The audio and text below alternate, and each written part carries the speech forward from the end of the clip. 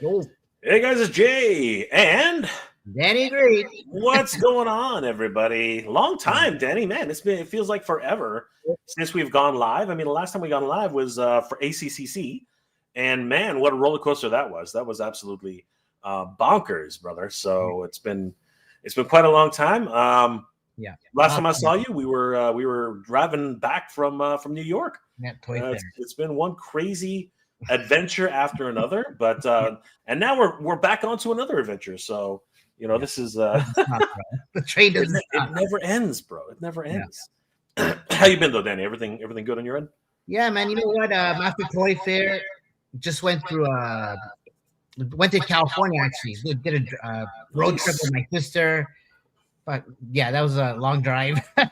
About 9 states. It was great, beautiful. Going through Colorado, Vegas, Nevada, Cali. Just it was crazy. Oh, went to was Area 51. Actually drove up to the gates there, so that was kind of cool. And yeah, man, it was just a big road trip. I just got back not too long ago, and just trying to get my bearings back together here. And after AFCC as well, that was insane too. And so yeah, just so much going on. And now you're working on Motu, and we're planning that too. And ToyLanta this week and this coming week. So there's lots going on, man. Just not. Yeah, brother, things are going crazy. But lots of toy news on the way. But first and foremost, we are here to talk about ToyLanta, and of course, just talking toys in general. I mean, a lot of things on the go. We have a couple of really great special guests tonight, and let's go ahead and bring in the man, the myth, the legend, the one who's organizing this crazy shindig. And of course, he's going crazy himself. I mean, things are going absolutely nuts over there. He doesn't have much time left, but he's still making the deals. Guys, please help us welcome Brett of ToyLanta. What's going on, Brett?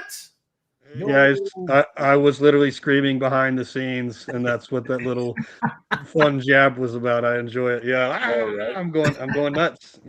Absolutely, bro. Awesome. How are things going, Brett? What's going on? Like, are you freaking out yet? Like, what's the deal? Man, there's just so much like logistics and last minute finite details that are going to play to the show that's this size.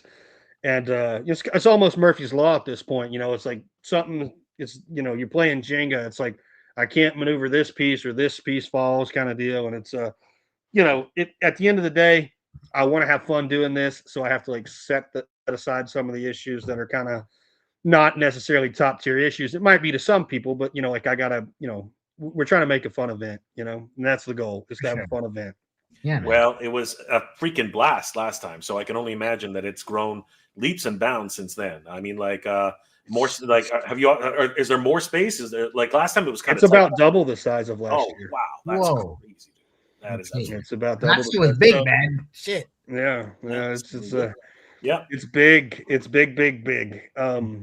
Last year we were in Hall B and pretty much everything above B to the right. This year we're in A and B, and then we're in everything up above A, which is stuff you guys haven't seen, and some of above B. So like there was this massive room that we didn't get to see because there was an event there. Got it. And we're in that this time. So. Nice. Oh, right. Yeah. So the air walls coming down, and we're just occupying the. Yep. Then. Wow. Yep. A and B. Yeah. And hey, I already know about next year, so. Yeah, nice. Surprises down the road for that. All right, so very exciting stuff, and a lot, of course, toy makers are coming to the show, like a whole bunch who we're going to highlight tonight. But we're very blessed to have joining us one of those toy makers. He had an incredible raise for his his vinyl action figures. They look freaking awesome, really captured the imagination of so many people. And of course, they, as far as Monstors go, they are some of the best. Guys, please help us welcome Dave Igo. What's going on, Dave? What's up, Dave? Oh, hey, they're not vinyl, they're injection plastic. I knew that was coming. Here we go, real plastic. Give me your card. I know, right? Card. Yeah, just so you, I'm so used to. It's more like one of these type injected with the plugs, the male female plugs to move it around, but it's okay. They are awesome, guys. If you don't know already, Dave actually did a full Kickstarter for Monstors, And man, the commercial alone was worth the price of admission. Nice. I mean, Oh, you did a great job on that commercial, dude. That was crazy. What inspired you to create Monsters, Dave? Like, Oh man, this. It was.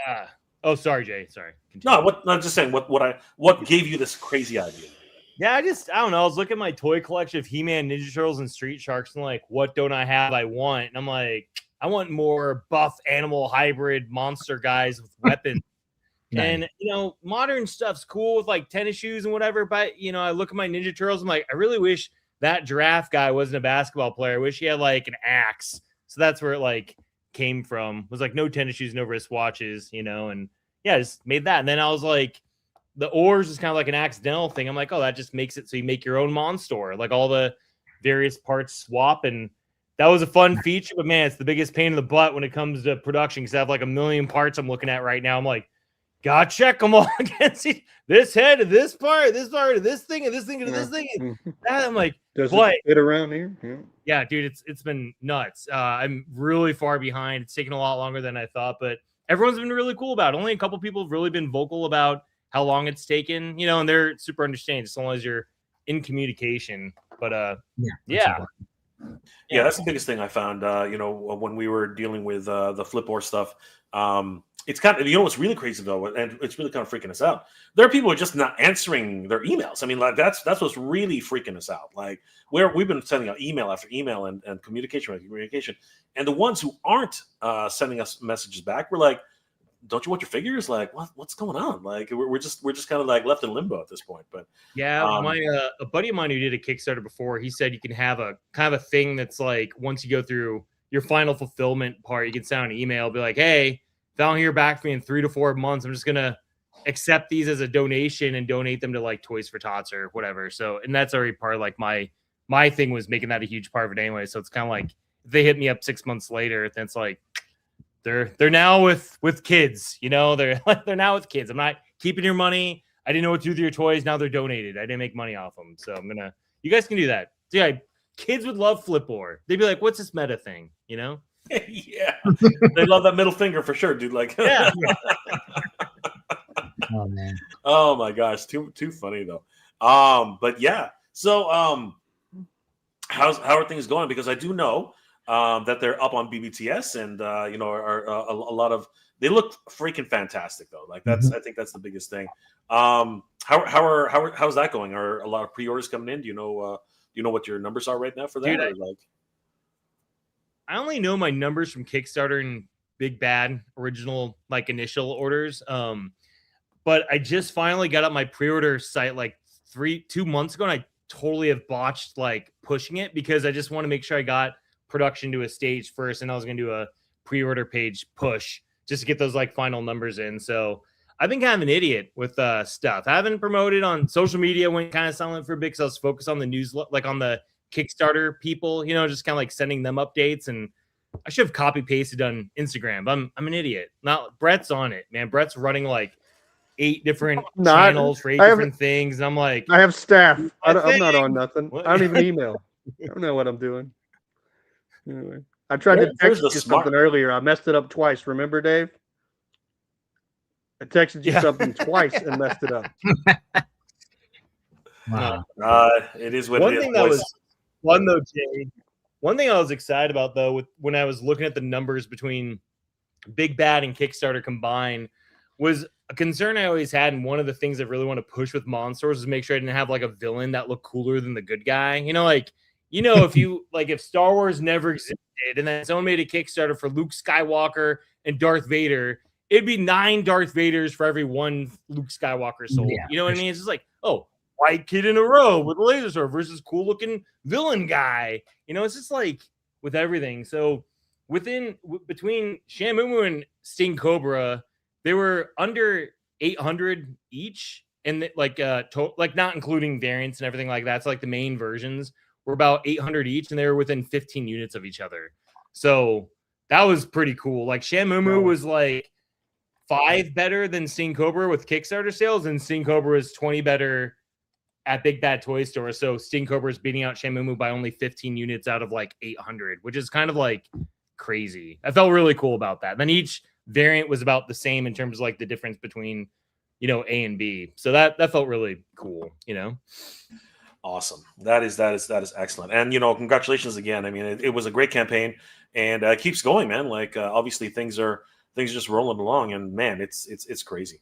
But you know what? We're here to talk about one of the, as far as I mean, I've been to so many conventions, but this one is just bonkers. Like the amount of fun we had last year, Brett, was just crazy. Whoa, what the heck happened there? We lost we lost Dave. You okay, dude? Dave, you all right, bro? We lost you. How you doing? He'll join again. He'll join again. There he is. Dave, we lost you. Dude. We weren't trying to hurt your feelings. We're just moving on. He's like, you know what, Dave? That's enough. We've had enough of your fabulous hair and your successful Kickstarter. Get out of here. Dude, it's pretty humbling when you have like you worked your ass off to like barely break 150,000, then you see like the Cryptoids thing do like 170 in like 30 hours. I'm like, dude, they blew up. Those guys, they're Atlanta locals, and they were on it. Like they were out everywhere. Like I do a lot of boots on the ground promo. Now I did some for the Monstors too. You know, so I do a lot of boots on the ground promo, dude. They're like, I was like showing up at places and they were leaving. I was like, hey, that's the dude from, you know, it's like, so yeah, it was good. And you know what, those guys are killing it, and congratulations to those guys. But you know what, Kickstarter is a beast, man. It's not easy to do. It's timing is almost everything with Kickstarter too. Like timing is essential. Yeah, exactly. Timing is the biggest thing. If you go all of a sudden you go up against two major juggernauts that are like, for instance, anything Four Horsemen, you got to watch out for them. Man. It's Hasbro, you know, Mattel, like they've got, you know, even though it's not on Kickstarter, if they've got like a, you know, like an exclusive or a crowdfund, you know, thing, that's really tough to deal with that too. Yeah. You are not wrong there, Brett. You are absolutely hitting the nail on the head. But let's talk about the ToyLanta for. Jeez Louise. Let's talk about ToyLanta. ToyLanta too. We need on that too if you want. But yeah, ToyLanta. We're talking about ToyLanta first. So this is not your second year. This actually it's been going on for quite a while, right, Brett? But this is your second year. This is my third technically. In this location, I would say in this location. In this location. You know, in this location, yeah. The Gas South Arena. This is our second year in it, and looks like we'll be there again next year. That's, you know, so, you know, just a little Easter egg. You know what? It took us a while. I've only had 5 shows there to get, you know, any kind of like leverage. So it's a beautiful venue. I mean, like honestly, right beside a wonderful hotel and a lot of after hours events as well. So it's always great to have this. 3 days, March 27th, 28th, and 29th. And this one's going to be huge, brother. This one is absolutely crazy. And you've got quite the roster going on. So many different special guests. This one really surprised me, but I'm loving it. I mean, Bud Bundy. Wow, holy crap. Yeah, that's kind of cool. That got me, man. And of course, he's not just Bud Bundy. He's actually one of the stars of Avatar: The Last Airbender. So yeah, he's been going crazy. Tell us a little bit about Dave Faustino. So he's got a stylized vinyl. There you go. Stylized vinyl getting ready to come out, and it's actually a big boy. Like it's, you know, it's a big boy vinyl. I don't know what the final height is on it, but it's very more similar to like the Japanese stylized, you know, 10-inch type vinyls that's going to be in. And that, you know, like they're going to tell us more about it. Like that's about it. Like that's all I really know. You know, Bonner's been on a couple things talking about it. That's okay. I mean, the man speaks for himself. You know, he's obviously legendary for his role as Bud Bundy, and of course a lot of fans for Avatar: The Last Airbender. And it's going to be cool to see this cool little. Is that an official Raiders, or is it just his own brand there? It's his own logo. It's on the it very much looks like the Raiders logo, but yeah, it's the Grandmaster B with some swords behind him because of, you know, the whole that. But yeah, no, he was very established in the hip hop community back in the 90s and had the Ballistics was a hip hop club that he was the owner on. So there's a whole lot of, and he still does, you know, some like still does some spinning and things. So yeah, nice. Absolutely, that's awesome. And then you have, oh my God, this one's really cool for me, man. Mortal Kombat. Daniel Messina and Anthony Marquez. These two guys were legendary. I mean, the kind of moves they did in the game. You know, this is going to be a lot of fun. Of course, the movie's coming out. How did you get in touch with these guys? These guys are freaking awesome. So I'm pretty good buddies with one of their agents, and he will actually be at the show. And you guys have actually met him. Joey from Alpha 5 was one of our volunteers down at ToyLanta, and he is for Ranger Stop and Pop. And you'll remember him. He was the ringer that I brought to karaoke that smoked everybody because he was so good. Did he come up here to check out the show? Was that a thing? Was that who we're talking about, or is it somebody else? Because Joey, he had on the ToyLanta hat. He books these guys at a lot of places from Alpha 5 booking. Yeah. Because we had one of your guys come up here during our show at the AFCC, and it might have been Joey. That was Zach. That's what. Yeah, that was Zach. Zach. Yeah. Zach's a good. Dave, did you play Mortal Kombat, bro? I was more of a Killer Instinct guy when when there was like the arcade battle between one or the other, just because I couldn't get into like the weird photorealism, not photorealism. I mean, look, like Monstors, like weird cartoony stuff. So when Killer Instinct came out, I'm like, oh, cyborg guy with glowing claws and a dude made of ice, a dude made of melting lava, and a wolf. You know, that was like way more like my jam. But I love Mortal Kombat, man. I love the movies. I saw the original one when it came out in theaters as a kid and blew my mind. And I think Mortal Kombat Annihilation was the first movie I was super disappointed in seeing in the movie theater. I was like, what is this garbage? You know, you're just like, this is like what, like so bad. But I never really got into playing the games as much as other people, but I love the world and I love the movies. And even like, I can't tell you how excited I am for the new movie because Carl Urban's one of my guy crushes. So Carl Urban, Johnny Cage. So Johnny Cage, Yeah, what a crazy way to have a career for that one. I mean, you know, he starts in freaking Middle Earth, ends up fighting the boys, and now it's actually Johnny Cage. That's great. That's great. And you know, he was Judge Dredd too, right? His best role was Dredd. Yeah, dude, he's like, I'll keep the helmet on the whole time. You know, whatever, no big deal. Oh, yeah. So he was also in Xena and Hercules. Yeah, early on. Yeah, once upon a time, man. That was a long time ago. Wow, that's a long time ago. Yeah, what was he? Apollo? He was more than one role. Did he do Cupid? Was he Cupid in Cena? He did two roles. I forgot what they were. Anthony Starr was also in both of them. So it's funny, like the boys were in both of them. But yeah, that's right. Yeah, man. I forgot about him being in that too. Yeah. Yeah, it's pretty crazy how people jump from role to role. Then we have Flint, who's joining us as well. Why don't you tell us a little bit about Flint, Albert? Well, Flint.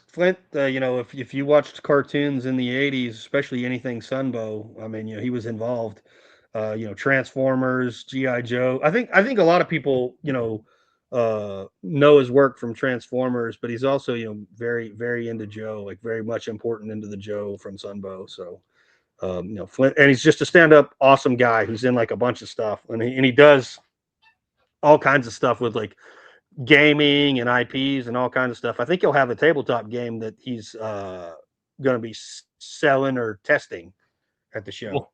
Pretty sure.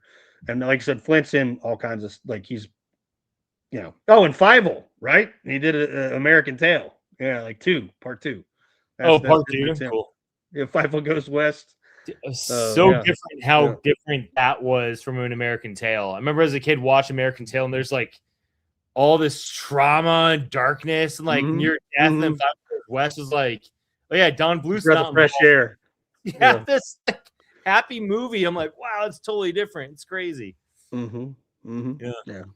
Well, it'll be cool to meet Flint, man. He's got a great like resume of life. It's not.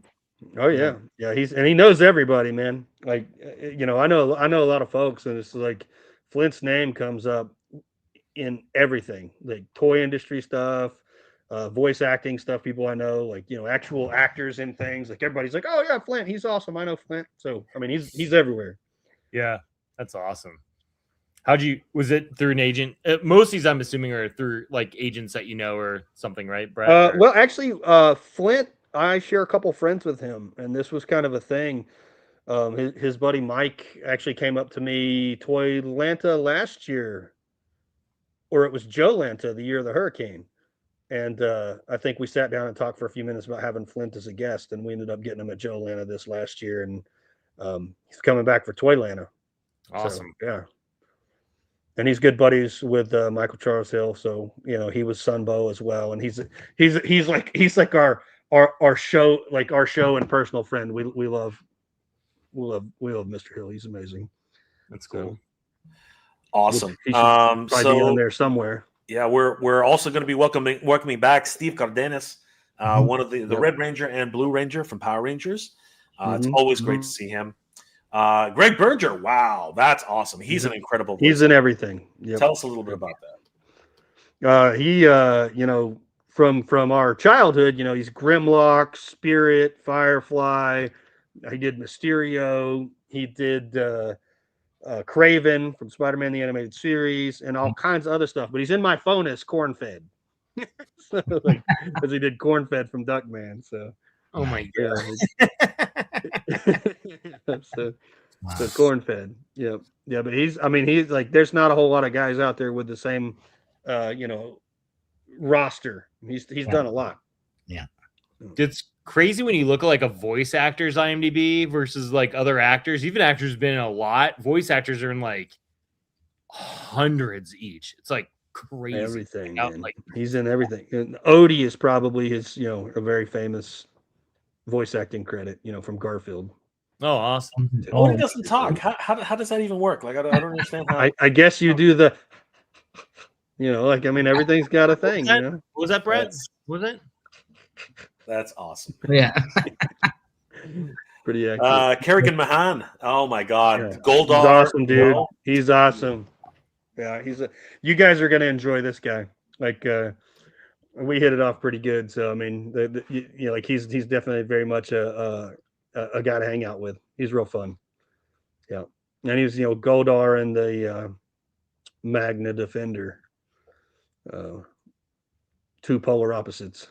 And of course, we have Michael Charles Hill, the creator, pretty much, of Cold Slither. Wow, that's and awesome. Dev Con. He's from Transformers, which is one of my probably my favorite episode of Transformers. And then he also did Special Mission Brazil, and created the character Claymore. He did a lot of character creation for stuff. So that's always great to have under your belt. Hotep. Hotep. Yep. Hotep. And he's working on some amazing stuff. Tell us a little bit about Hotep. Hotep is an awesome dude. He's an Atlanta local, and he's involved in lots of cool stuff. Like there's like an anime thing that he's involved with. He's involved in comic stuff. And he's going to have some merch at the show that's just dropping at ToyLanta. He'll have it at other shows, but he's got like this plushy anime character that's really cool. So it'll be fun.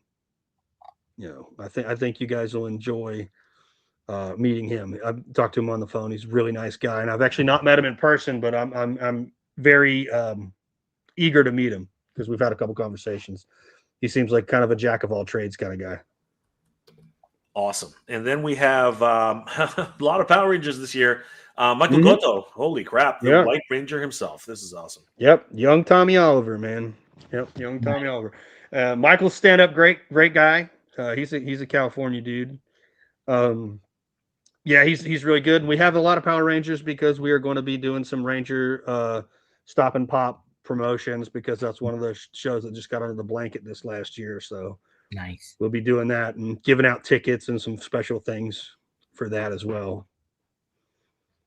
So yeah, and we may see him in cosplay. Sometimes he shows up in cosplay. We'll see.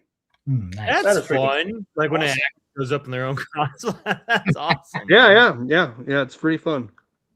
And of course, we have the great Terrence Muncie, who does some incredible artwork for so many different pop culture icons. The Amazing. Oh man, this guy's always great to have at the show. Very good shots, man. He's got good shots. Photographer, wonderful toy tuber. So great to have him on board. And Wayne, who has written multiple books on the toy collector's wish book. You can meet him in person, artist, author, and historian.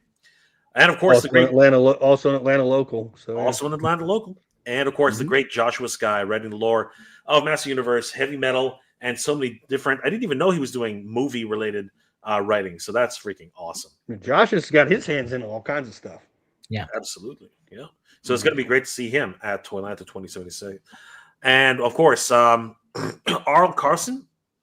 Carson may or may not be there. I got a message. He's got some stuff, some family type stuff going on, so he may not actually make it. So that's one we got until we get the final word. You know, we're going to leave it up to the last minute, but he'll be there. I hope he can make it.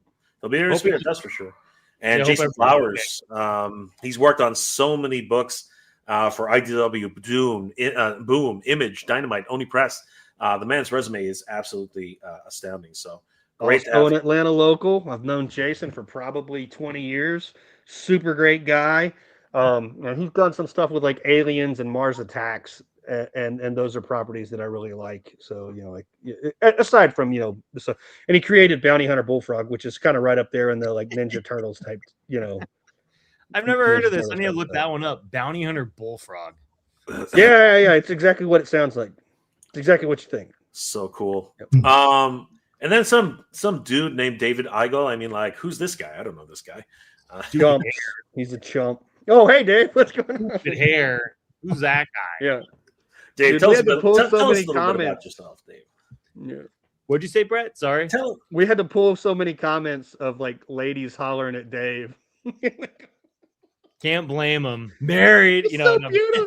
He's so beautiful. Does this guy actually make toys? What's his number? Tell us a bit about yourself, Dave. Like all the background, and but try to make it short. Don't go too long.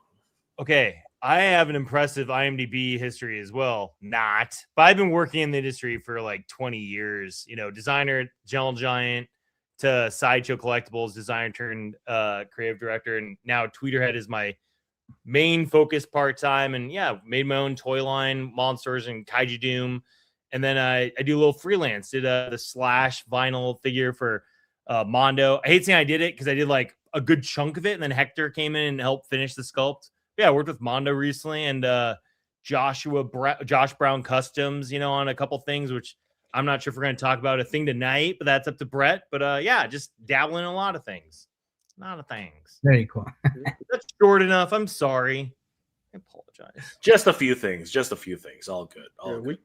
And our good friend Guy Dorian Sr. This man is one of the OGs of Marvel, DC, and of course he's done Archie Comics, so many different wonderful books, and of course he's working on his own toy line, which Brett actually owns one of the wonderful pieces. Definitely you have to meet Guy Dorian Sr., especially if you're I did the paint details on the big blue guy, Nilo. I don't own it. I did it. I own an orange version of him that nobody sees. That I may or may not have at ToyLanta, depending on whether or not I get some detailing done on it. Nice. If I get it painted up, we'll have it up there. Yeah, that Nilo is about 2 feet in height. And he's crouching. It's pretty awesome statue. Wow. And I actually hope it's coming to the show because I think Tom, for Lost Landers, it's Sky and Tom, and I think Tom actually physically has that, and I think he's coming. So I think he may bring it to the show. So we get to see them, side by side, hopefully.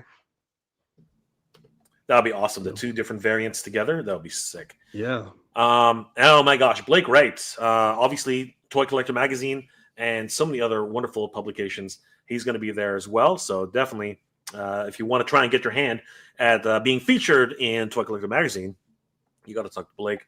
Robo Don't Know is going to be there. The great Robo, wonderful toy tuber, and of course, Mike. He's just an all around great guy, and it's going to be great to see Robo once again.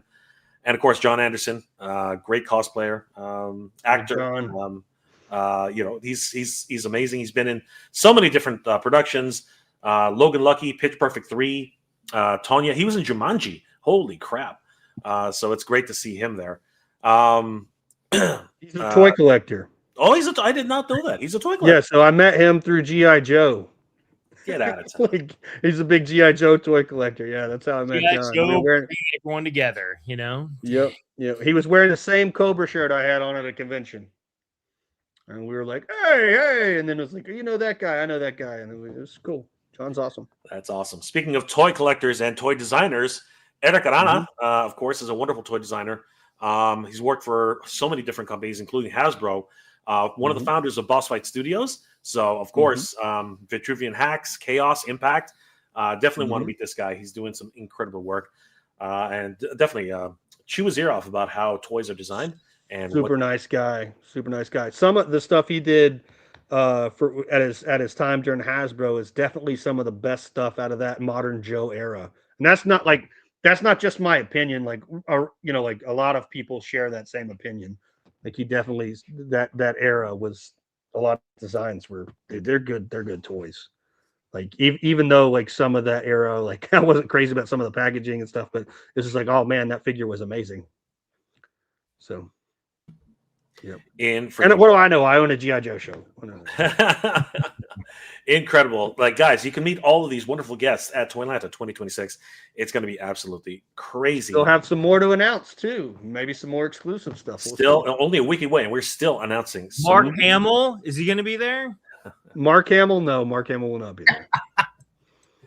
But let's switch it up a little bit and talk a little bit more about Monsters. I mean, this was just a great campaign.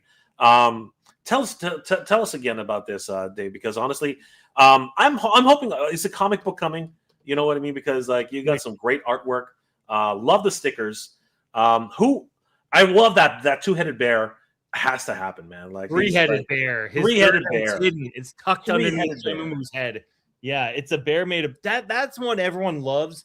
It's funny because that guy in the story is kind of just like Tasmanian Devil. He just shows up and destroys stuff and runs off. He doesn't really do anything other than chaos, which is great. But yeah, he's gonna be in wave 2, I think, just because of how everyone talk. Like whenever I show him, like that's my favorite. I'm like, dang it, wish I had it this time. But yeah, man, just got my first test shots from the factory like a month ago and just been noodling those, trying to get them feedback. And I'm hoping I can get this all done and shipped, hopefully in collectors' hands before Halloween. Fingers crossed. I'd love to have this stuff ready. End of September. I doubt it. I'm like fingers crossed for end of October, but I really want to push to have them ready for Christmas, to have them here, donate Toys for Tots, get them, because that was a big part of the campaign. But comic story wise, not working on a comic book, but have been working on a cartoon show pitch. So actually, as of this morning, I got a near final draft of the pilot. I'm working with 3 writing buddies. Now I don't want to share too much yet, but yeah, just one of them is the main primary writer. The other 2 and myself are kind of like chipping in on story ideas. We meet every month or so and talk about it. And we got a new update of the draft today that should be dang near final. And we're going to start pitching it, promoting it, not promoting, but pitching it to people as a possible 3D animated show to go with the toys. So, and then if that doesn't work out, then we can make comics, but really want a cartoon show, this dang thing. So we'll see. Good energy out there in the world, right? Let's make it happen. Yeah, man.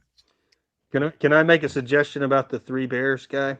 All right. Yeah. Can it have a stuffed Goldilocks, like a stuffed animal of a Goldilocks as his arch nemesis? So he's gonna be like if the other characters are like 5 inches, 5.5 inch head to foot, he's gonna be like a 6.5 inch figure. He's gonna be and he's a big ball, so he's gonna be a deluxe. And his mortal enemy is gonna be the smallest character. It's gonna be a little guinea pig squirrel hybrid guy. That's gonna be the smallest character. So that's like I want there to be a fun contrast. So not quite Goldilocks, but a little guinea pig squirrel guy. But yeah, man, this Kickstarter was nuts. And it's still like, it's weird to think about, Jay, thank you for having me on your channel a couple different times. Me, you, and Nier chatting up a couple times about this. You guys really helped promote the heck out of it. I know, Brett, you did too. Like you said, boots on the ground. As I could have done it without a community, a new group of friends I got to meet because of this. And it's been super rewarding. I just can't believe that Kickstarter ended like almost a year and a half ago. And so they're still not there, but they're gonna be there. I'm just like I'd rather them slowly but surely and come out amazing rather than rush it myself and miss something and then people get figures and their arms are falling off and crap. So yeah. look at all those beautiful characters we can make. I think Yeah, they're fantastic. take us through a couple of these, Dave. Like the Bone Picker. Who is that? he's our Mumra-like character, for lack of a better term. Not so much that he like transforms. Maybe he will later down the road. But he's kind of like the first one that breaks the mold of like beastly buff brawler bros. He's kind of like the one that's more decrepit, uses magic, and he has right beneath him, you can see the two glow-in-the-dark dinosaur battle, like bone guys, kind of. I don't want to say battle bones, but you know what I mean, like glow-in-the-dark skeleton battle guys.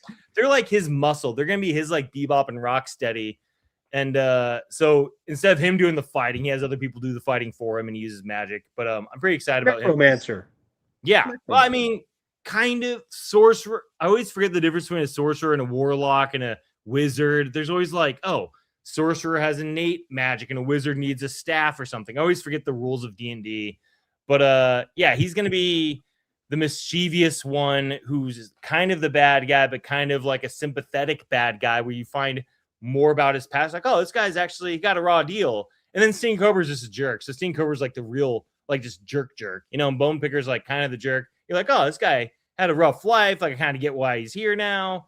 And yeah, so Stankhog's a fun one. He's our pirate. He's going to be just insano. He's like, I want him to channel like the Mad Balls grossness, you know, like the 80s and 90s, we had like Mad Balls and Garbage Pail Kids and stuff. So it's kind of like channeling that. So he's the skunk warthog guy.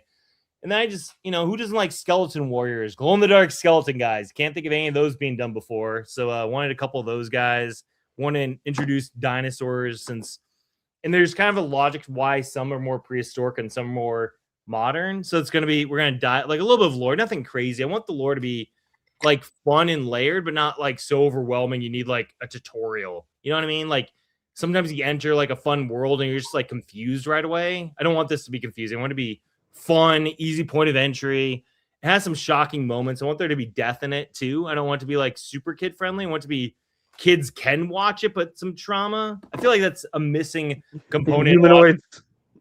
Yeah, dude. Like, I mean, or you can like any Don Bluth movie, you know, we're like, oh, Littlefoot's mom dies at the beginning, or what, like someone's gonna drown, or like Secret of Nim. Like, just I want more of that. So I want to incorporate some of that, but there's gonna be like 95% fun, 5% trauma. That's my ratio, I think. So yeah, ratio. Hammer Claw, I'm pretty excited about because it's like Hammerhead Shark's one of my favorite, and I wanted a shark claw guy, so he's gonna be a lobster. So lobster, Hammerhead Shark.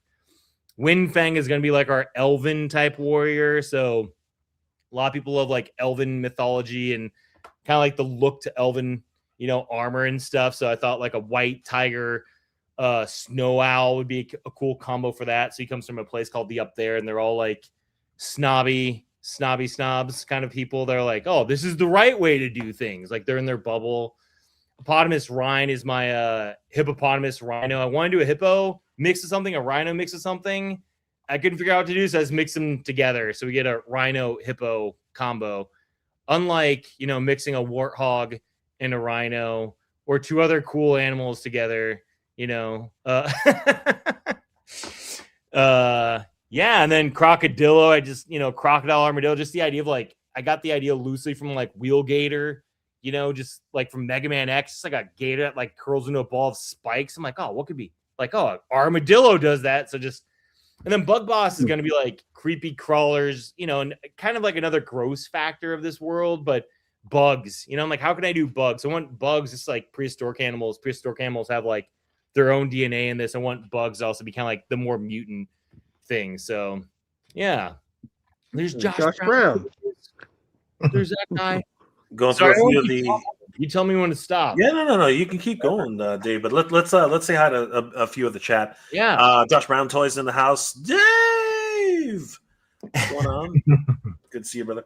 Rodimus Prime is in the house. Danny, been able to get a Dead Zombie Studio Series Optimus Prime yet? I did.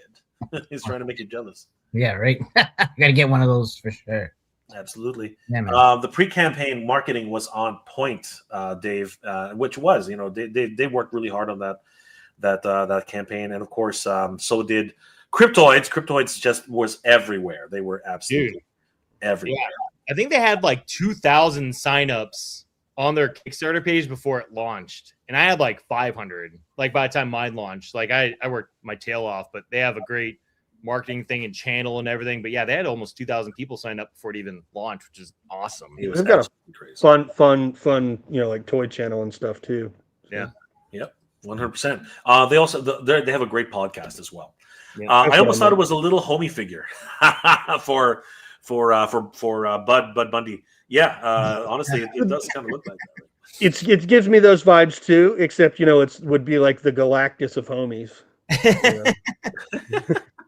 How big did you say it was, Brad? Like 10 inches or something, right? I think it's gonna be even bigger than that. I don't know the exact dimensions. I know that they'll be showing off a proto for it, and it's going to be the proto is actually smaller than the actual final product.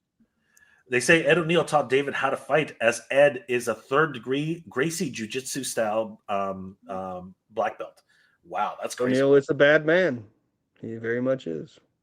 Torbarian, cannot wait. This is my fish con. I think he's going to say first con.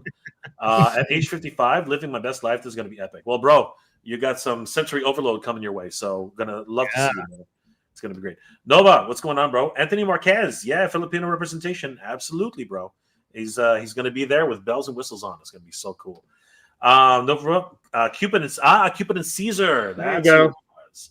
That's who. Thank you. It escaped me. Rodimus Prime. Flint Dill did confirm that the 35th anniversary theatrical showing of Transformers the movie Skywarp becomes Cyclonus. Solved after 35 freaking years, man. This is the 40th anniversary now, and Hasbro's doing an apology tour, so this is going to be kind of fun. I saw some of those promos. It's kind of fun that it was did hilarious. that. It was, those are fun. Josh Brown, kind of wild. He was Spirit in G.I. Joe. Yes, that's right. Mm-hmm. Mike Bruno, awesome. I met Greg at SDCC like 10 years ago. He signed my copy of G.I. Joe the movie. He was really cool. Yep. Greg's awesome. Nice. Brilla Ghost, not to be back build, but the Strait of Hormuz is how we get fertilizer, which is responsible for a lot of plastic production. All right, dude. Thank you for the factoid. That's always great. Josh is like going crazy today. Eric is a great dude. Absolutely. Josh has got a financial stake in this. Dude stuff. Straight harness is just another excuse to raise prices on everything. It's Jay. It's a Strait of Hormuz. It's the Strait of Hormuz. Yeah, I'm terrible at pronouncing names anyway. So that's cool. I only know it because they said on like every late night show ever. So it's like, is that right? Yeah, I mean they're all talking about it. So. Josh says, if you make 4 colorways on these guys, I'm in trouble, Dave. Dave's smacking his lips right now. It's going to be crazy. Oh, wow. Coming Up Makers in the house. What's going on, guys? Wonderful new toys that are being developed in this. And, of course, just like Dave, a new television series in the works as well. So awesome stuff, Dave. Just saw his stuff on Instagram. I think he came up as an ad. And I was like, dude, awesome stuff. And we actually know we have a couple mutual friends outside of toys, which is real fun to connect on. So, yeah.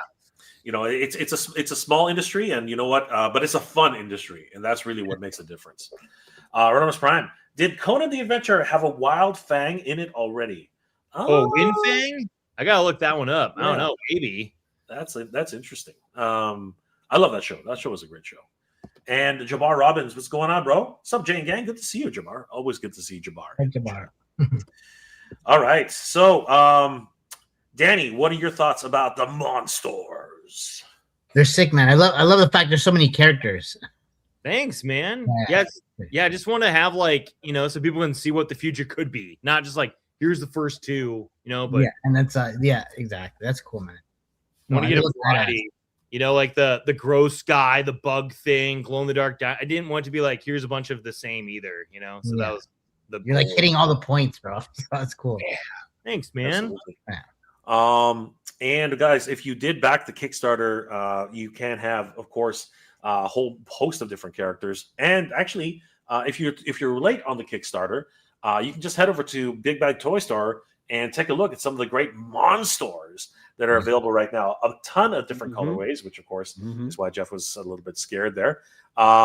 How did you come up with all these colorways, Dave? These things are awesome. Those two are big bad exclusives. When I was talking to Joel about the Oh. Kickstarter, yeah, I was very fortunate to get like a direct connection to Joel, and I've been working in the industry for 20 years, and he's done business with Sideshow and Tweeterhead and everything. So I was able to talk to him for quite a bit. You know, we hung out at Comic-Con last year too. He's such a cool dude, and we were talking about like I was like, would you want to do an exclusive? Like, no pressure, but it was like at the time they're doing their 20 or 25 year one where, you know, Four Horsemen had that dragon guy with their black and red colorway. He's like, dude, Jeff, I like evil things. If you make them like red and black, and I was like, oh, what goes with red and black? I'm like, yellow looks cool. So I just showed him these, and that's the whole reason why I got the lizard bro and fish head variant heads is because of that. And I just, you know, used them also for my guys as like a third version variant. But I love Darth Maul, so I'm like, hey, make it feel kind of like Darth Maul and the Monstors. Yeah, definitely Darth Maul vibes there. Got that vibe. Definitely.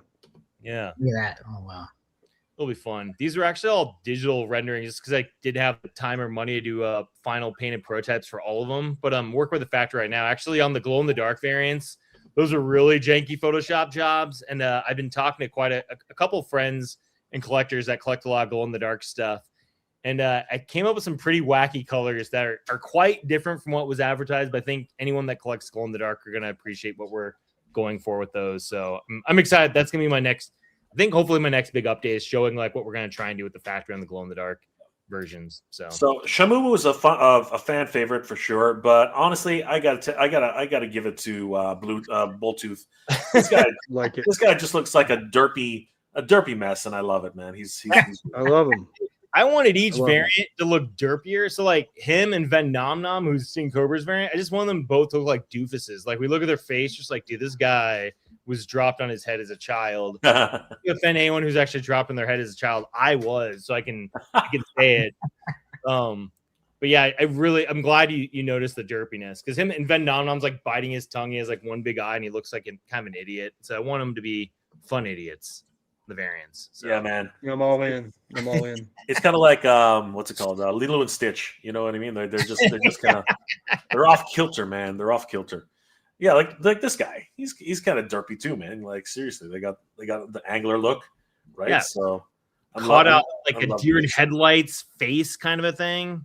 Yeah, like that guy just kind of like another derp, just like sticking his tongue out. Like my neighbors have a pug that doesn't have any teeth and its tongue always hangs out. Yeah. And that dog came in after this guy, but I was like, that's like exactly what I wanted. Yeah. So it's like Dogpool. Dogpool does the same thing, right? So yeah, awesome stuff. So yeah, guys, if you're interested, these are available on Big Bad Toy Store, and the variants, the two Big Bad Toy Store exclusives, these guys look really sick. So definitely head over there. $59.99 for the exclusives as well. Pretty much $59.99 across the board. So. And their shipping's super cheap, so it all kind of like balances out. I wanted it to be cheaper on the Kickstarter for people that support us there. Yeah. So, but you definitely got to take advantage of the weapons packs, Mola, man. Love those weapons, man. These things are sick. I can only imagine that with another character. Thanks, man. We just showed a second ago. I think if you click on the weapons pack, you scroll through the images. I did a bunch of renders of like the figures holding them, not painted, but just kind of like showing what they could look like their scale to them. Whatever. So they're fun, man. That mace, I have it here, the actual plastic one. It's like a heavy guy. I'm actually worried about. You can hear it. Like, listen, like it's like gong. It hits like oh. That is ka-thunk.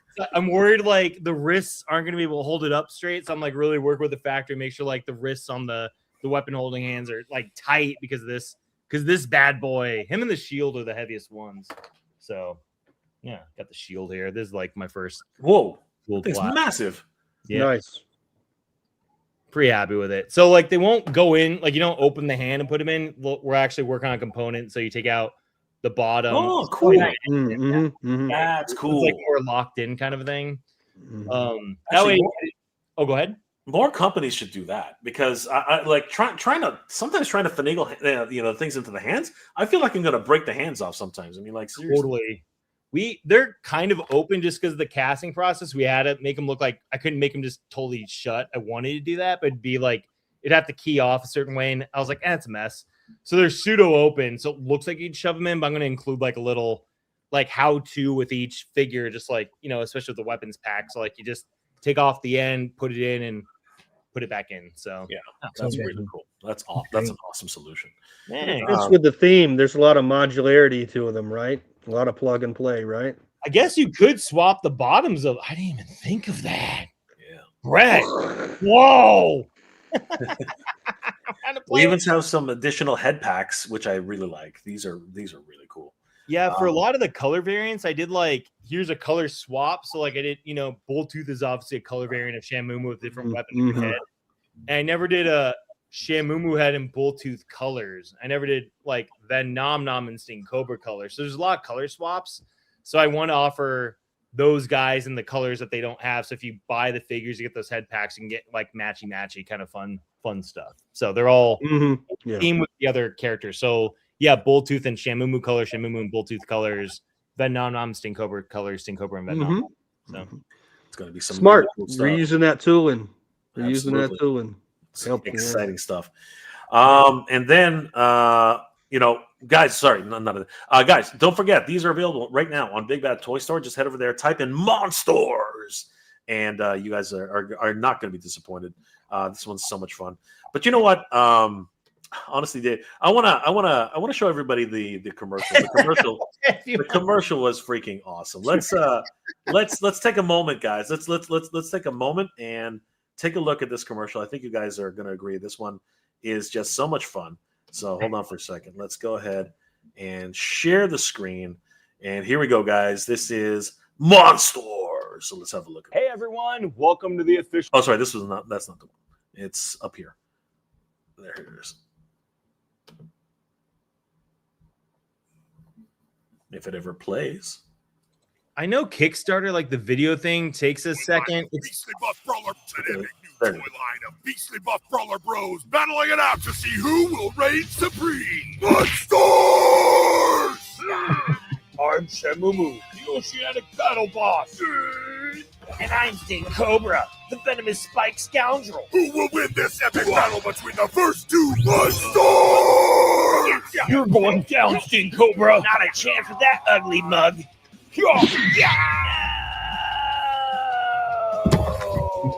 Monsters come with interchangeable parts so you can create your very own monster. Like this. Or this. Or this. Or this. Don't just get one. The more Monsters you have, the more Monsters you can make. And every Monster comes with their own little buddy. Oh, aren't they cute? But in the end, only one can reign supreme. You haven't seen the last from me, Shamumu. By land, sky, or sea, Monsters battle by the law of tooth and claw, as is the way of Monsters! Collect them all, each sold separately.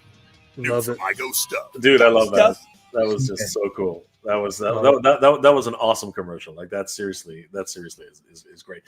Who are the kids there? Are those relatives of yours or No, they were relatives of someone and or family friends of someone, and they were quote unquote actors. And dude, the kids are cool, but man, they I don't want to speak ill of the who I'm not working with anymore, but they were just like I don't believe they were actually actors. It took a lot. They were not motivated.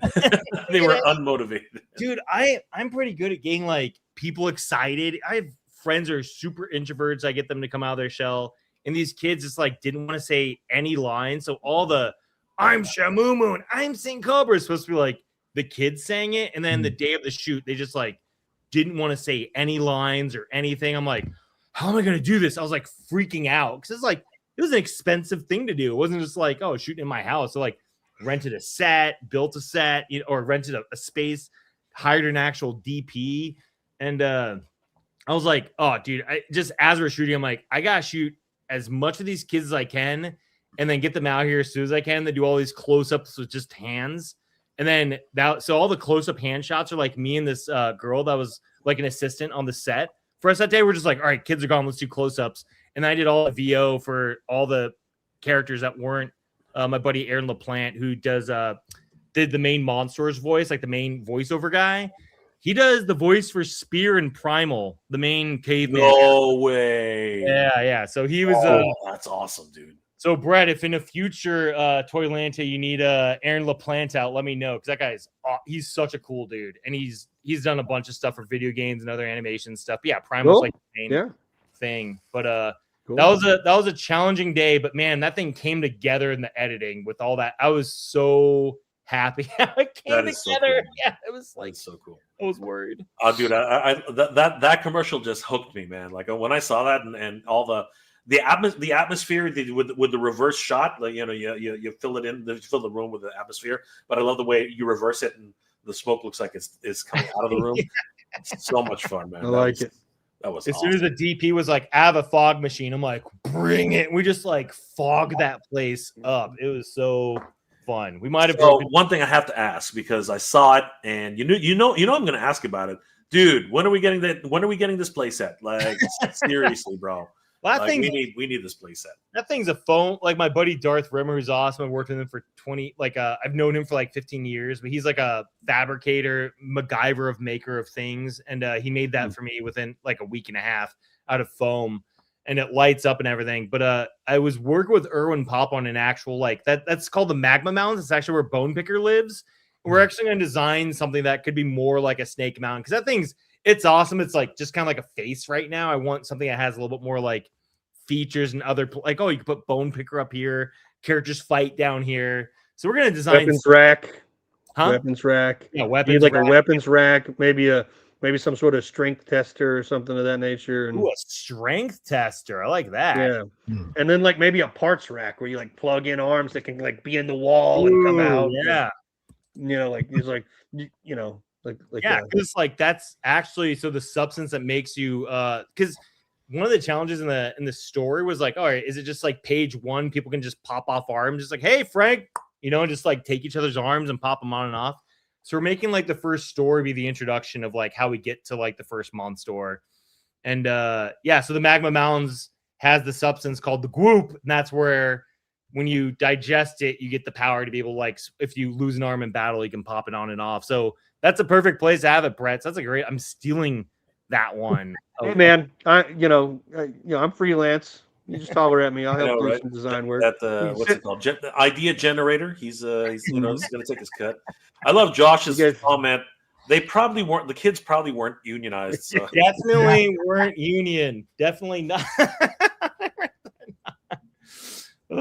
They were nice. So they were super cool. So but it's just like it wasn't easy when that happened. I was like, oh no, this is a problem. They weren't motivated enough. So Chewy's in the house. What's going on, No Chewing? Wonderful toy photographer, guys. If you haven't already, please follow No Chewing. He's doing some great stuff. Chewy, you got to photograph these guys. These guys are the next ones on the list, man. These guys are freaking awesome. Yeah, we've talked. He's awesome, man. He's great. Yeah. And of course, Josh Chewy. Great stuff. So guys, once again, these are available right now on Big Bad Toy Store. And we heard it here. The playset is coming soon, tomorrow. You're 23. Yeah, Brett Barton, design support. Yeah. Absolutely. That's it. Yeah. And of course, we have a lot of other wonderful inclusions into ToyLanta, particularly with wrestling figures. Of course, we are huge into wrestling here, as you guys might already know.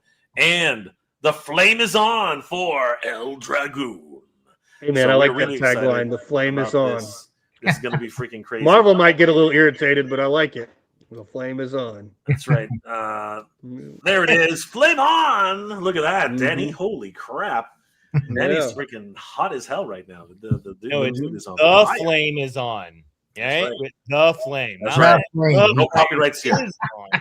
we are copyright free. We're not doing any of that. Danny actually might be showing something really cool because as you guys know, we actually have we had a prototype which we were showcasing. Danny, you got something hanging around that you can. Well, this is the first version, but I think I sent you some photos of. I'll pull this up in a second, but show us what we got. Right. We're still messing around here, but this is the first prototype of El Dragoon. Nothing crazy, but we're also working with Brett on this one, and Vonner and Jay, and so super thankful to you guys to help us out with this, right? But actually, we have another version coming. I think I sent you some photos, Jay, if you want to share those. But right? just put that up on the screen for now. I'm downloading them as we speak. Okay. So nothing crazy here, but this is from a buddy of ours in Vietnam. He kind of helped us out with the sculpt here, and but it still didn't fit the aesthetic that we wanted, right? Because we wanted it to match more of the comic aesthetic. This one, similar to like more of a Mafex size or whatnot, right? With the articulation, but very rough prototype right now. Sure. Parts barely stay on together, but what? We're learning as we're going here, right? So, this is the first run for me doing this kind of thing, and but with your guys' expertise, we're gonna make some cool products here, cool figures, right? We're all about articulation and wrestling, so we're hoping to make some figures that will fit in like your 6-inch line, that kind of thing, right? Awesome. And so yeah, man. But what's the story behind this guy? I'm an idiot, so you have to.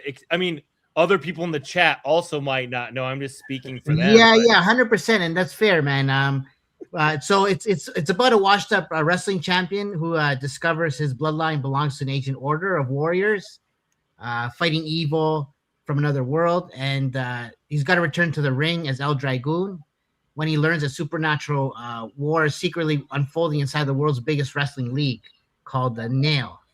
And so yeah, basically kind of it's we have a comic book coming out first, and we're probably gonna do a Kickstarter with a comic book and with stretch goal with the action figure, right? And so yeah, it's a mix of like wrestling and supernatural and superhero superpowers and that kind of thing, right? So it makes it like Street Fighter, wrestling / Dragon Ball, that kind of thing. Killer Instinct. Killer Instinct. Killer Instinct. Killer combo. Yeah, exactly. Combo breaker. Right. So 100%, man. And yeah, so there's some of the characters there. That's fun. Those are initial concepts. And so we got to so our buddy Sebastian Nevas, he actually worked on the Flipboard comic. Oh, and, fun. Yeah. So him and Gilly, so this is our team. J2, we're all big team here that we're working on this project together. But Sebastian's actually from Uruguay, South America. So am I actually as well. My parents are from there. But the main character named Juanes, he is actually from Uruguay. So it's really cool that a bunch of us are actually from there, and there's not much light shed onto Uruguay often. So we're gonna definitely do that. But Gilly, here's a buddy of ours. He's helping us with the writing on the comic book, and he also worked on Flipboard and that kind of thing. So awesome. Super cool dude. Yeah, man. And they also did a bunch of their own projects. Mayhem's was it the Mayhem Rodents, I believe.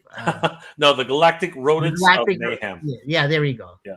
Galactic Rodents of Mayhem? The Galactic Rodents of Mayhem. It's actually all right. I got it. I see what you know what. Let me bring it up.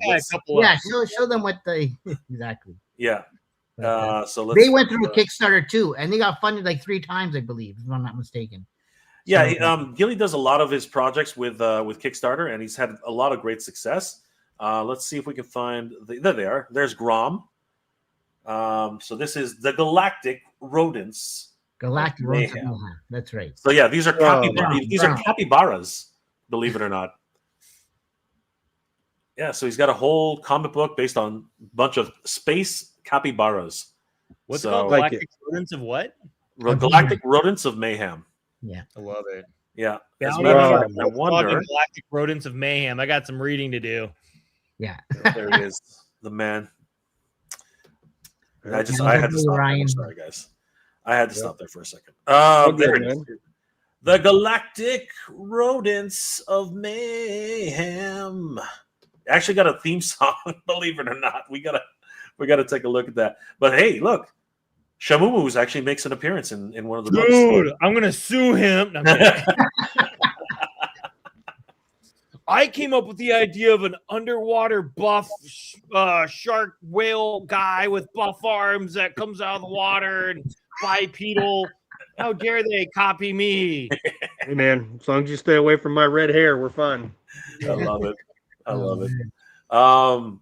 Yeah, so really great stuff. Here they are as children. Check that out. How cute is that? Little capybaras being taught by their gecko father. So That's some sort of lizard. Yeah, that's it's cool. a gecko. It's a gecko. It's cool. Yeah, it's a gecko. gecko's a They have lizard. a gecko for a father. So He was an original. He was originally a guy that sold insurance, and then it didn't, put food on the table. Where'd it come from? he's also done a whole bunch of different spin-offs. This one is a really cool one about a frog, the duo, the Yonkai warrior.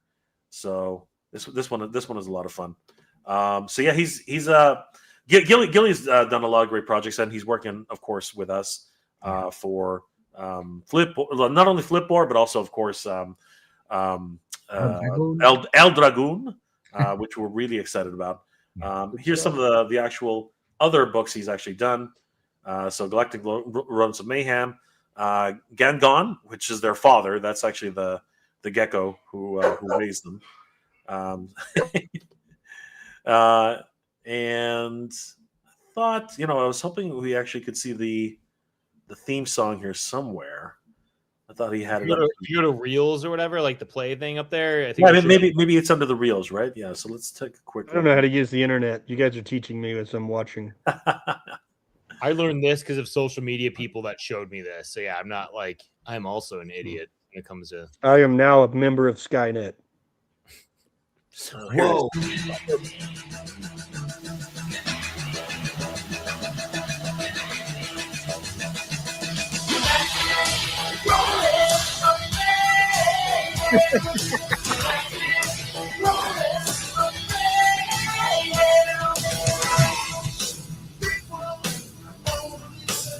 Anybody hear this?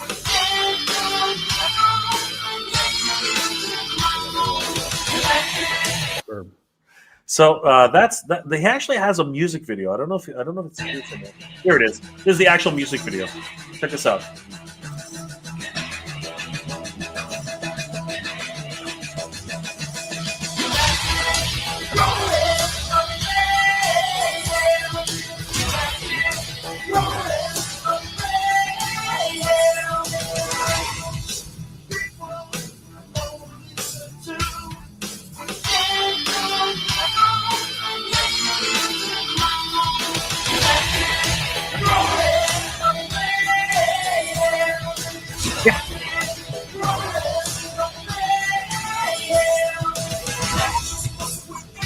Yep, catchy. That's good.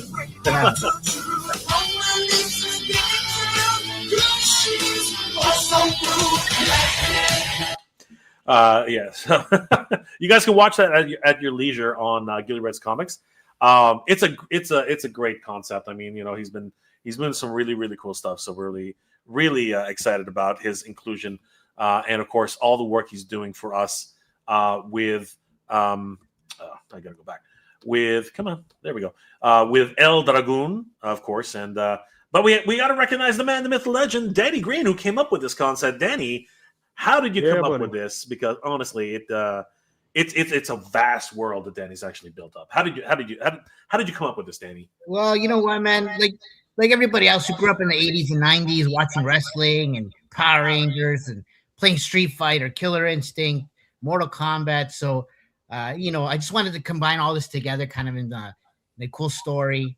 There's I also wanted to give some respect to my father. So the main character is actually named after my dad, which isn't doing too well right now. He's in care home and that kind of thing. So I want to honor him a little bit. And yeah, man, just there's gonna be a lot of cool things, a lot of tidbits from friends and stuff like that that's gonna be in this book, in the story. And Jay has a big part in that too.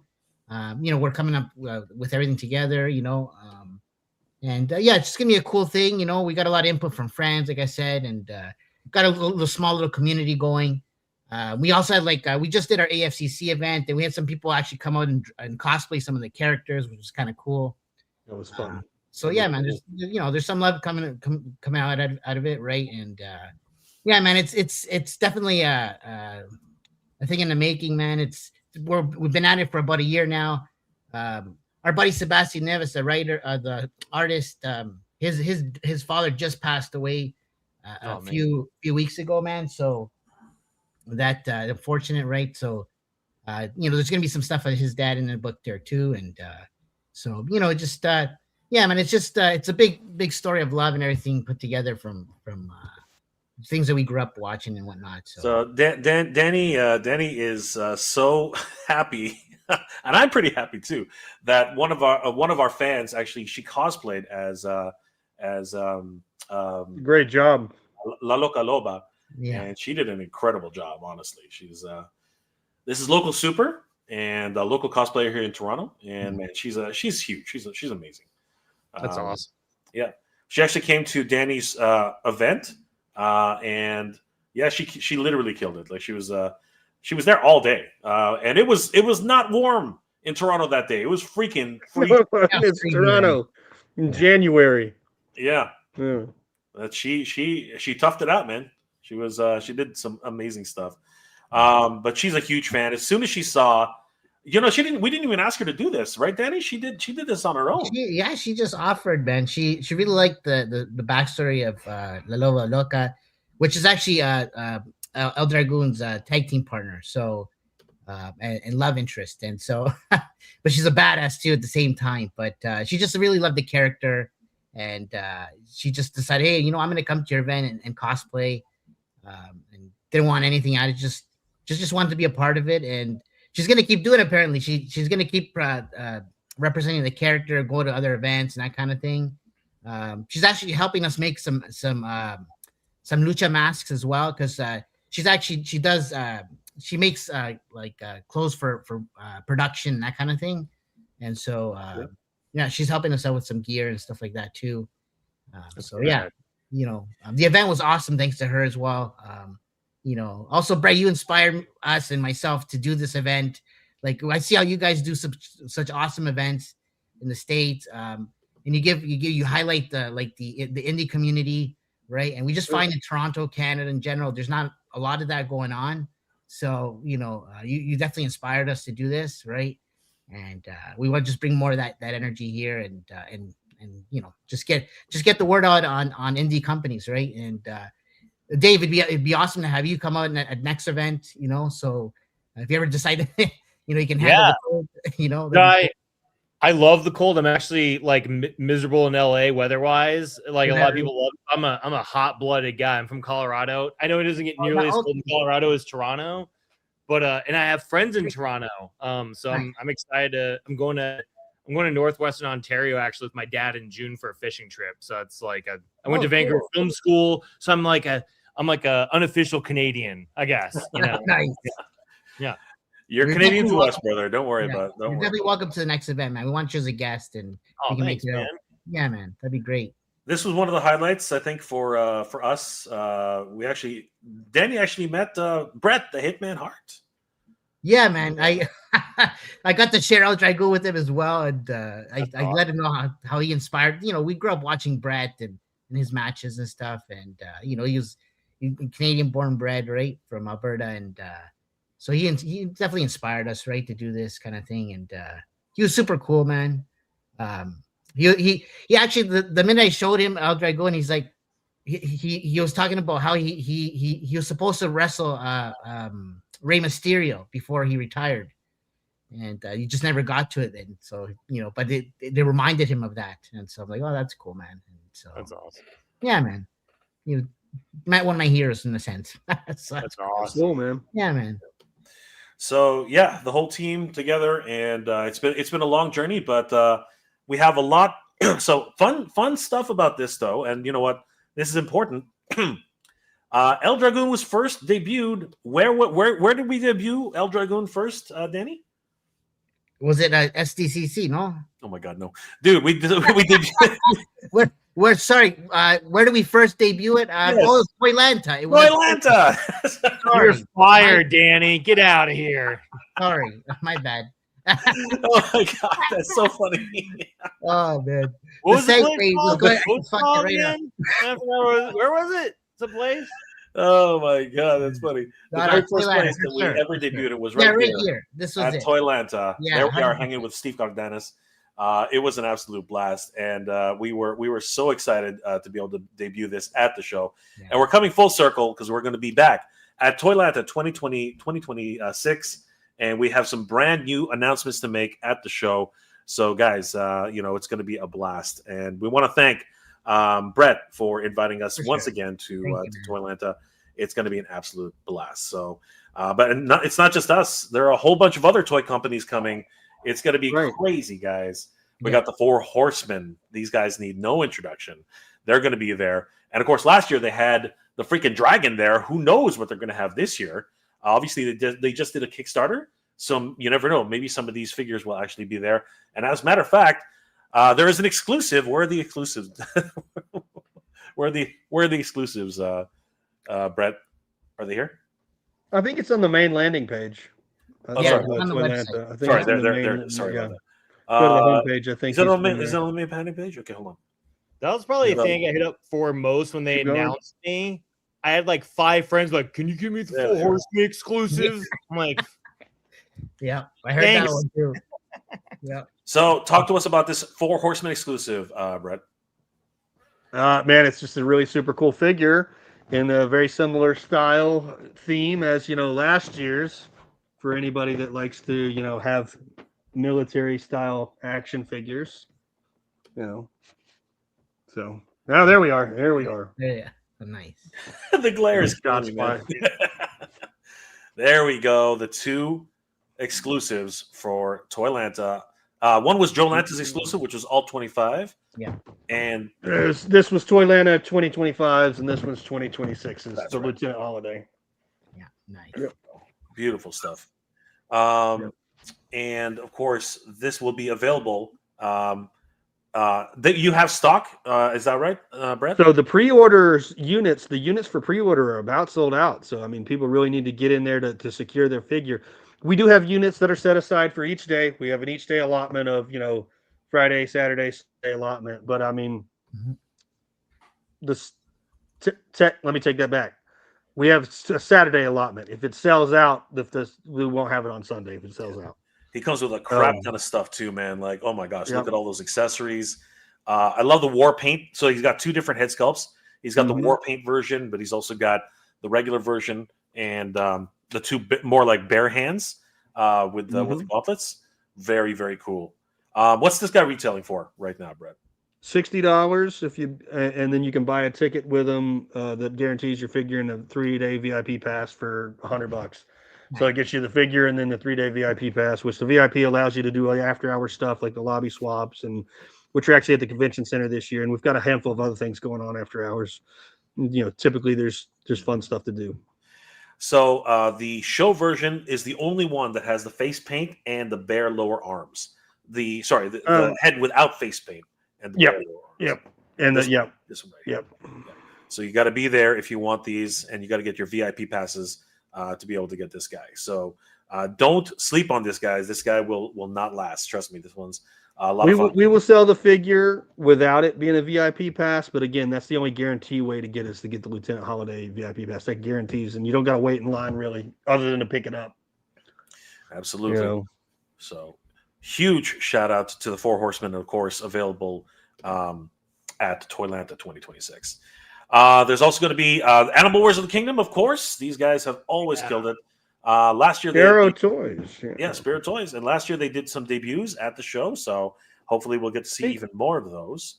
So I think they got an exclusive. They got an exclusive too. Well, sorry. Yep. Yeah, we got a secret exclusive. Nice. Zero Toys here. Secret exclusive. This you have to get in this package. You're gonna have to be at the show. There'll be 3 or 4 different ways to get it. Nice. There'll be some at Ryan from Toy Federation's booth because he's got Buddha that wrote the Thundercats book is going to be there. Cool. And you'll be able to get it from basically me at the lobby swap. I'll have a booth that'll have them at the lobby swap. Nice. And then you'll be able to probably get it at check-in one day. But we're going to be making announcements and stuff on where you can get it. So it's just not like one line and then sold out, because there's not a ton of these. Like, we have very limited numbers of these. We actually airshipped a bunch of them over in this package just to make sure we have it. That figure will be released again in different packaging and maybe some different accessories. But to get them this way, kind of like this, in sort of a very similar tribute style theme to things that we like. This character is Moshio, which a buddy of mine, Moshi's a massive Thundercats fan. Ryan's a massive Thundercats fan. Buddha's a massive Thundercats fan. And this is just kind of almost a tribute to that and those people in general.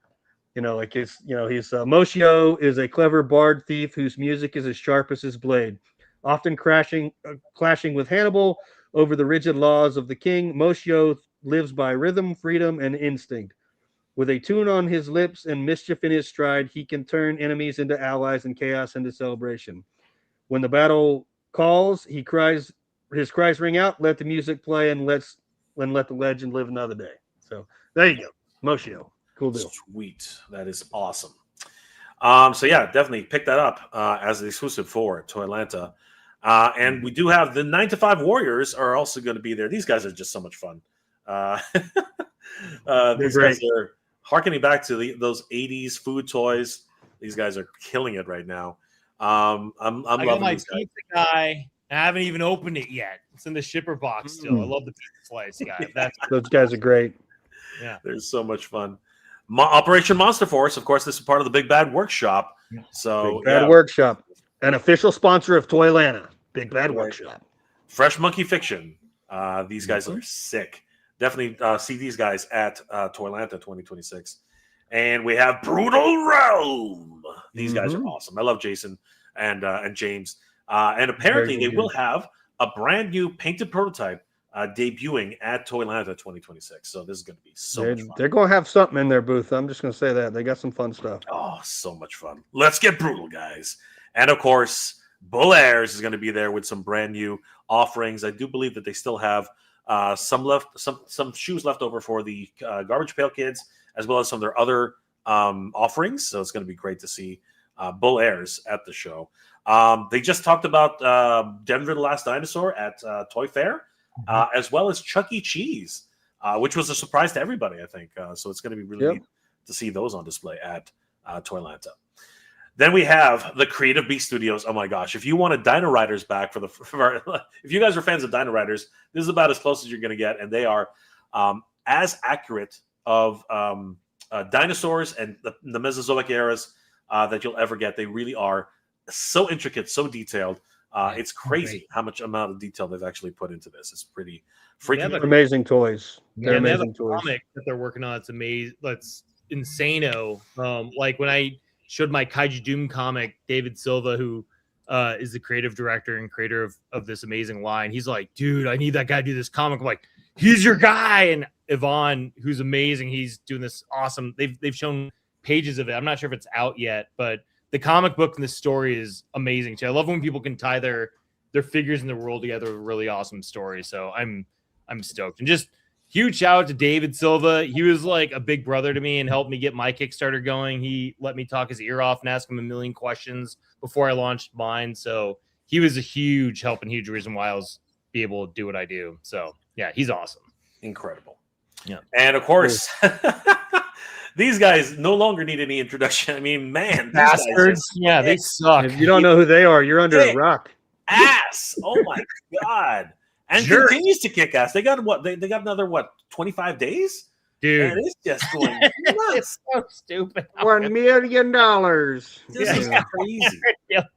This is just bonkers, right? So guys, you gotta meet Yes Have Some and the crew who actually put this together. Craig, my hat's tipped to you, brother. Like this was absolutely crazy.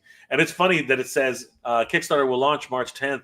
It did, and it literally funded March 11th. It launched. Yeah, launched March 10th. Funded March 10th. I know it was absolutely bonkers. And then of course, Grindhouse Toys. These guys are awesome. I love their videotape boxes. They're so much fun.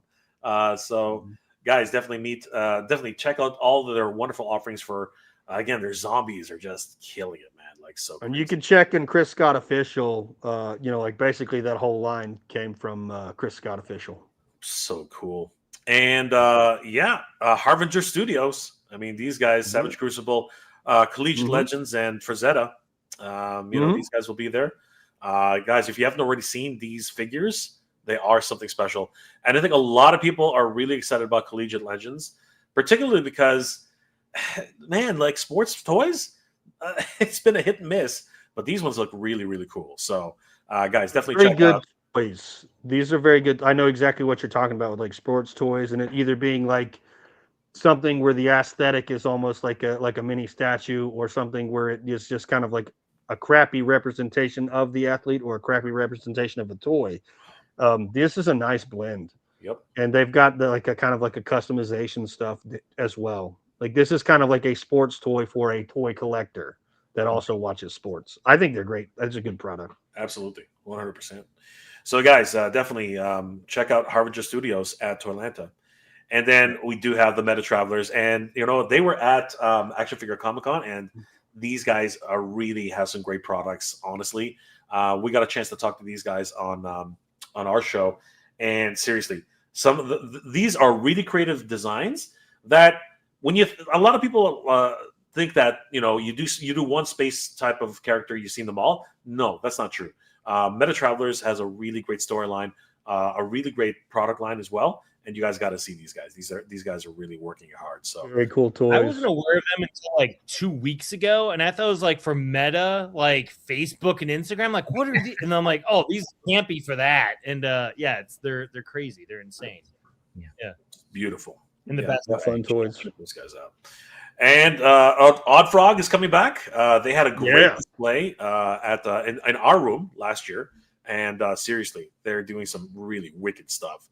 So definitely check out Odd Frog at ToyLanta 2026. The Bandito, man, it's still up for pre-order, I think, on Big Bad Toy Store. And I think the last week or two, it's been selling amazing on pre-orders with them and Nerdzoic and maybe one or two other people. So. Nice. Very, very cool. And then, of course, Patrick from Riot Press still maybe kicking ass, man. He's doing some really cool stuff. The American Ninja X, just beautiful. Seriously. And he even last year, actually, I don't think he brought it last year, but he even has these Transformer toys, which are really kick-ass. Last of the Seekers, right? Yes, Last of the Seekers. Yeah, those are cool. Awesome. Super cool. Seriously. So definitely check out Riot Press at ToyLanta. And then the Skeletron is making his appearance. If you haven't seen Skeletron yet, guys, you are in for a treat.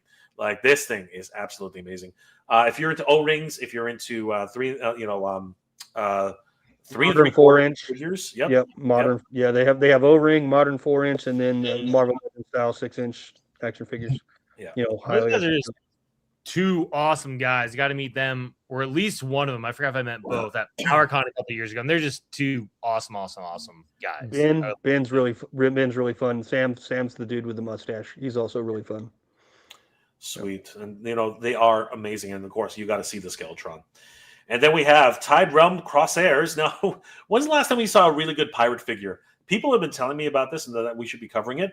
These are freaking kick-ass. Like, the Captain Caribuds, Captain Caribuds. I mean, he's a freaking Cthulhu, incarnate. Like, that's really crazy. Morning Star, Deathmoid. Man, these guys are really fun. They've got I think they've got some surprises in order too. I think there's going to be showing some stuff off that's very interesting. Can't wait to see these guys at ToyLanta. I saw them at Legions. They were at Legions Con. Yes, that's true. And then Terrence runs their booth. Terrence St. John, not Muncie, runs their booth. I think he'll be out there. I also rented him at Zolo. So awesome. Are they selling stuff, or is this like all getting ready? This is Kickstarter campagn type stuff. Yeah. Yeah. So it's going to be great. Definitely check these guys out. Their Kickstarter landing page is already live and launched for slate for May 1st, 2026. So you can sign up to get noticed about that right now. So definitely check those guys out. And then we have Warlords of War. These guys are cool. They're smaller characters, like really small stature, but they're really fun. And they were at JoeLanta last year. Yep. So, this was the JoeLanta exclusive through them. Yes. Oh, wait, where is it? Hold on. There it is. I see it. Bring it back up, Brett. There we go. This was really fun, honestly. And he's got like a snake head and like a robot sentry type head. Yeah.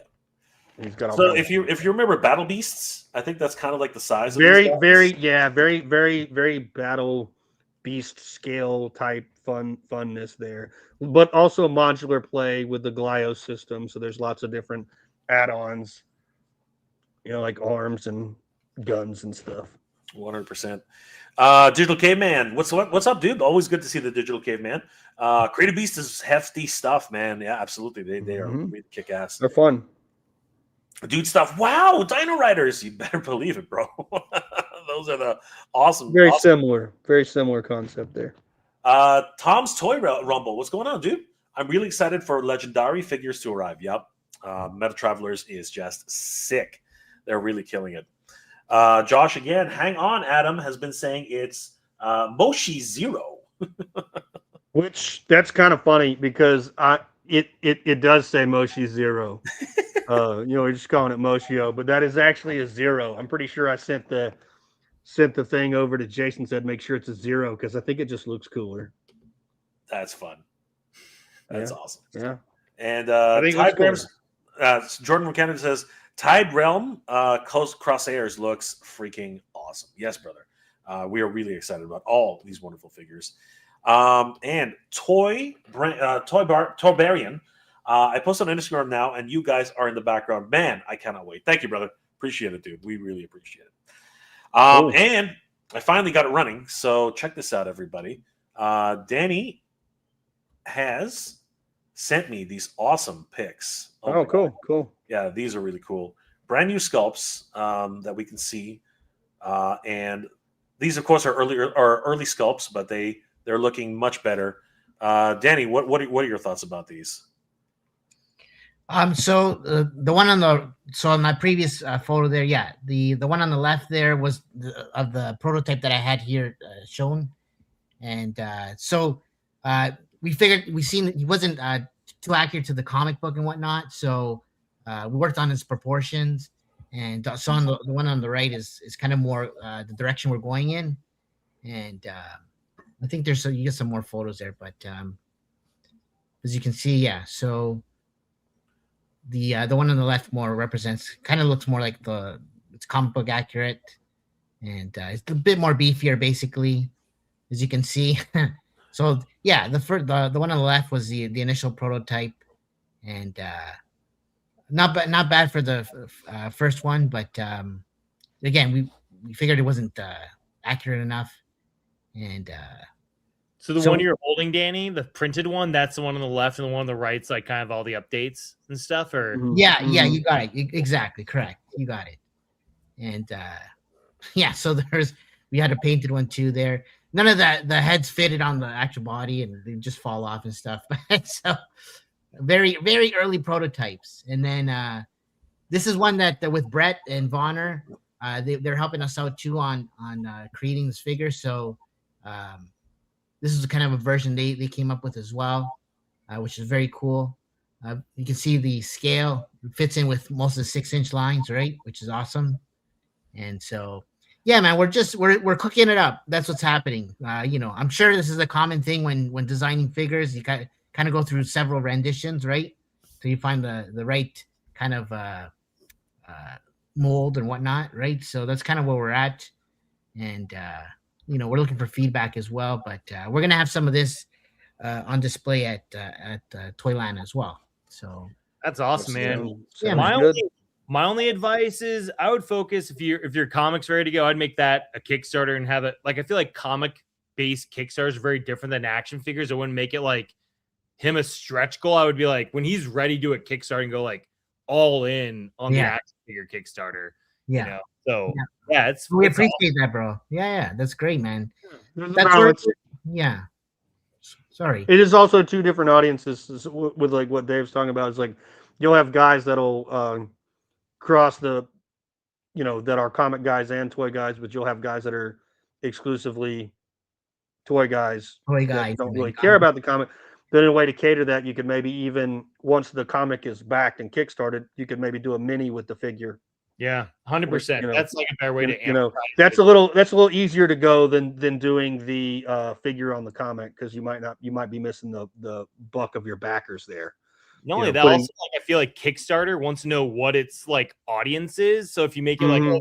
comics and publishing, then they know how to like advertise it to that. It is Right. a different. It starts going into different genres of where your marketing basis is going to be in terms of how it's so not wrong at all. But I mean, it's all you can do both, and you know it's Yeah, do one or the it's your route to go. But you know, there's also like self-publishing the comic and then putting the edition in with a figure that crowdfunds. Like, I mean, there's all kinds of routes to go. Yeah. You know. 100%, man. It's weird because we have two things cooking right now, right? And initially we wanted to do the comic book first, right? But we're action figure guys too at the same time, Yeah. right? And so it's like, we're kind of just we're testing the waters and seeing, like the audience and that kind of thing, right? And so but we have a bunch of comic book people, they want to see the story come out, right? And then there we got the action figure people that want to see the figure too. So we're just like, okay, man, It's a lot financially more efficient to self-publish a comic book Oh, than to 100%. self-fund an action figure. 100%. Yeah, There's but a- I would yeah, consider yeah. your comic Yeah. book goal would be like $5,000, and your stretch goal for your figure would be like 50,000. You know what I mean? It's like, oh, it's a huge. Yeah, It's a yeah, huge it's a big jump. It's a big Yeah, jump. I would- Yeah. I'll just do Um, here's the figure and we have a comic with it, or just like here's a comic, we want to get this out in your hands, and then we do the Kickstarter for the figure. We'll do like a special edition one with this, and hey, we can start advertising issue 2, which will be the third Kickstarter. One just feeds the other kind of Yeah, thing. 100%.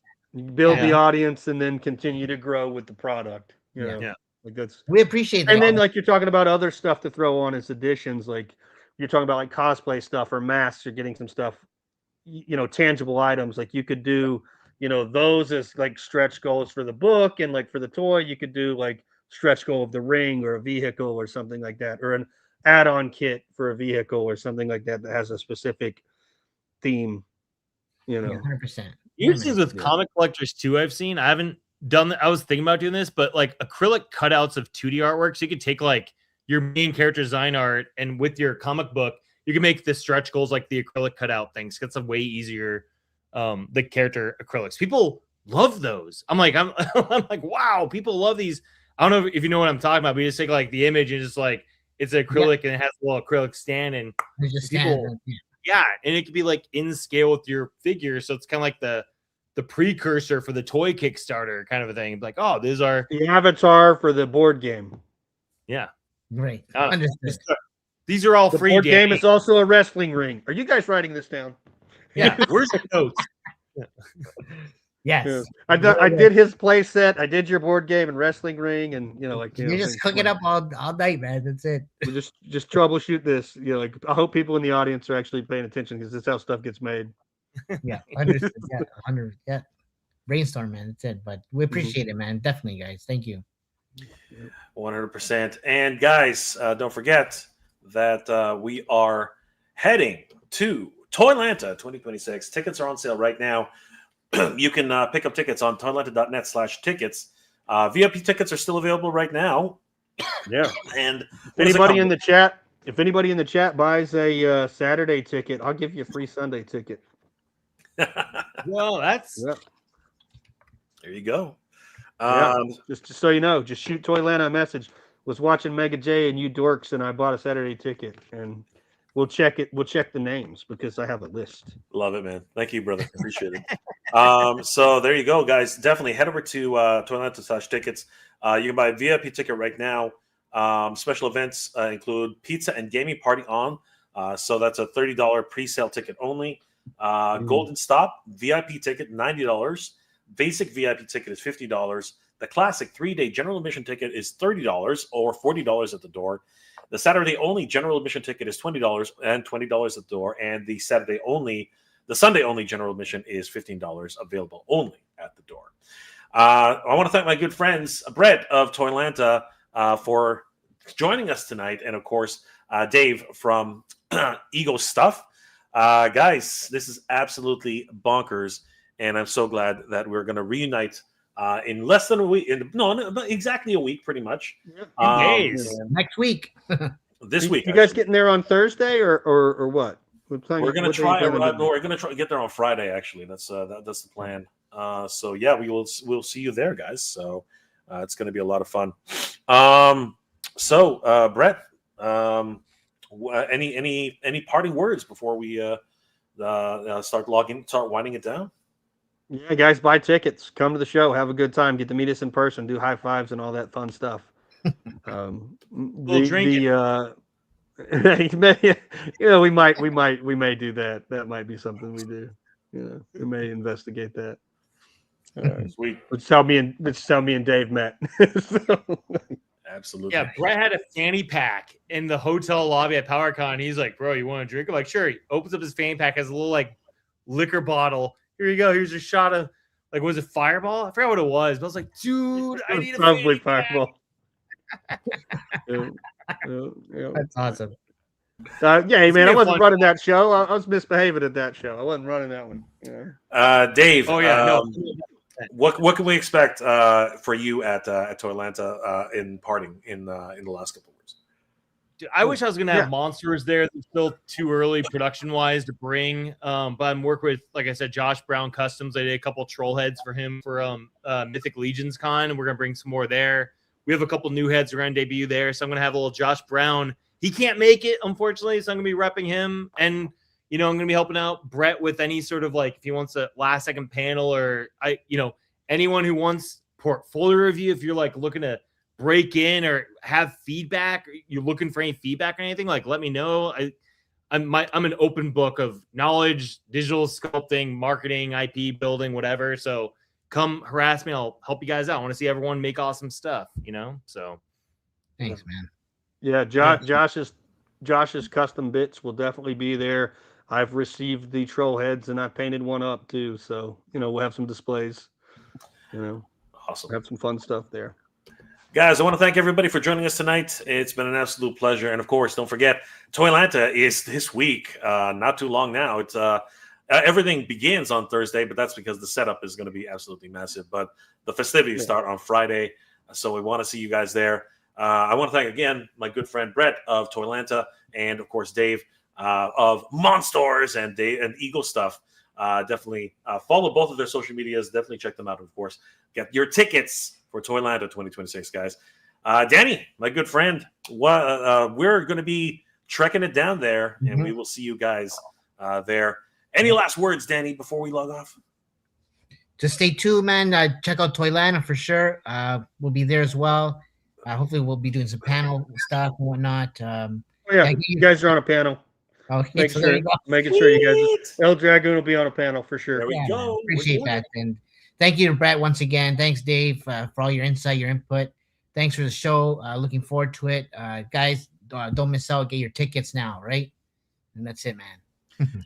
Awesome, guys. All right, guys. That'll be good. Thank you again for joining us. And we will see you at ToyLanta 2026. And you know what? I have to be doing a show with Danny later in the year, so we will see you guys in May for Motooniverse 2026 All right, guys, take care. We'll see you next time. Have a good night, guys. Thanks again. Good journey, everybody. You, Dave. Thanks. Good journey. Okay. And geek proud, guys. Take care. This May 23rd and 24th in Torrance, California. Masters of the Universe fans will unite for Motooniverse. Now the fans have the power. The He-Man and She-Ra convention, celebrating 44 years of the Masters of the Universe. Featuring special guests, Blade from the Masters of the Universe movie, Anthony DeLongis, the voice of Skeletor, Alan Oppenheimer, and the voice of She-Ra, Melendi Britt. At the Torrance Marriott Hotel, California. Tickets on sale now on MotooniverseCon.com. Don't miss out.